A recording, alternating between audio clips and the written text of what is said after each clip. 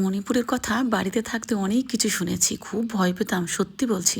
আমার প্রিয় মানুষগুলো মণিপুরে, তাদের কাছ থেকে যখন শুনেছি বুকের মধ্যে ধড়ফড় করতো। বাবা, মণিপুর এত ভয়ঙ্কর, কী সব পরিস্থিতি চলছে। সেই মণিপুরের রাস্তাতেই কিন্তু আমি একা একা, মানে ছেলের সঙ্গে আছে কিন্তু ও তো ছোটো মানুষ। তো আমি বেরিয়েছি একটু মার্কেটিং করতে।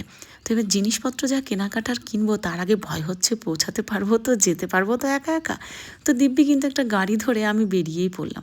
আর গাড়িতে যে মহিলা দুটো বসেছিলেন ওরাও কিন্তু মণিপুরি, আমাকে ওদের ভাষায় কথা বলছে, আমি তো কিছু বুঝতেও পারছিলাম না। যাই হোক, ড্রাইভারের মাধ্যমে একটু কথার আদান প্রদান হলো। তারপরে ঠিক বিশাল মার্কেট ওখানে রয়েছে, সেখানেই পৌঁছে গেলাম।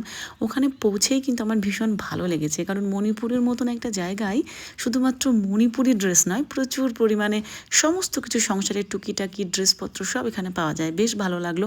আমি তো নতুন এসেছি এখানে কোয়ার্টারে, জানোই আমার কাছে তেমন কোনো জিনিসপত্র নেই, যার জন্য আমাকে যেতে হয়েছিল। তো সেখানে অনেক কেনাকাটা আমরা করলাম, আমি আর ছেলে গেছিলাম। বর তো যেতে পারিনি তার ডিউটির কারণে, আর বরের যাওয়াটা একটু মুশকিলও ছিল, আউটপাস নিতে হতো, প্রচুর ঝামেলা। তার থেকে বললাম আমি আর ছেলেই চলে যাব। যদিও বর একটু ভয় ভয় পাচ্ছিল যে যেতে পারবে তো, আমি কেন পারবো না, কারণ এখানে হিন্দি জানলে আশা করি কোনো অসুবিধা নেই, বেশিরভাগ ড্রাইভাররাই কিন্তু হিন্দি জানে। তো ফেরার পথে এত গরম, ভীষণ রোদ, একটুখানি ঠান্ডা কিনে বাস দুজন মিলে খেতে খেতে টুক করে বাড়ি চলে এলাম। আর কত কিছু দেখতে দেখতে। কোথাও নতুন জায়গায় গেলে বেশ মানে অনেক রকম অভিজ্ঞতা হয়, রাস্তায় বেরোলে ভালো লাগে।